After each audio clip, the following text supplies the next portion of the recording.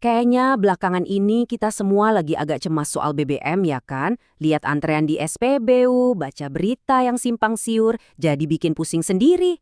Nah, sekarang kita coba kupas tuntas deh. Sebenarnya ada apa sih berdasarkan data dan fakta yang ada? Oke, langsung aja ke pertanyaan utamanya. Bener gak sih BBM di Indonesia bakal langka? Ini kan yang jadi pikiran kita semua setiap kali ngelihat antrian panjang di pom bensin. Cuma panik sesaat atau emang ada masalah serius di baliknya? Nah, untuk ngerti situasinya, kita harus lihat dulu nih, apa sih yang bikin publik jadi heboh begini? Soalnya semua ini kan ada pemicunya, nggak tiba-tiba aja muncul. Ini dia nih, salah satu biang keladinya. Isu kalau stok BBM nasional kita tinggal 21 hari, itu nyebarnya cepet banget. Coba bayangin, gara-gara berita itu, di Medan langsung heboh. Orang-orang serbu SPBU karena takut kehabisan. Ini bukti nyata banget gimana sebuah informasi, entah benar atau enggak, bisa bikin panik massal. Dan ternyata ini bukan cuma isu loh. Di Flores Timur, kelangkaan BBM itu kejadian beneran.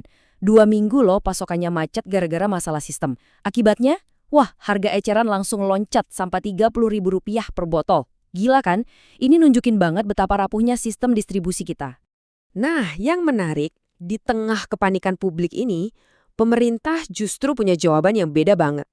Kayak ada dua cerita yang berbeda gitu. Yuk kita dengerin versi pemerintah. Pesan dari pemerintah tuh jelas dan percaya diri banget, apalagi soal solar. Pak Menteri WSDM Bahlil Lahadalia sampai bilang kalau solar kita insya Allah udah nggak perlu impor lagi, jadi aman. Wah, ini pernyataan yang kuat banget ya, di tengah kondisi dunia yang lagi nggak menentu. Jadi intinya pemerintah tuh nggak cuma ngomong doang, mereka punya serangkaian strategi nih. Mulai dari cari sumber impor baru selain dari Timur Tengah yang lagi panas, terus bikin kesepakatan sama AS dan Venezuela, ditambah lagi produksi solar kita sekarang mandiri berkat kilang Balikpapan. Dan yang paling penting, APBN kiba dipakai jadi semacam bantalan buat nahan harga biar nggak langsung meroket. Dan buat buktiin keseriusan mereka, lihat angka ini, 15 miliar dolar Amerika. Itu nilai kesepakatan dagang sama AS buat impor minyak mentah, LPG, dan bensin. Gede banget kan? Ini langkah super konkret buat mastiin pasokan energi kita aman dari sumber yang lebih stabil.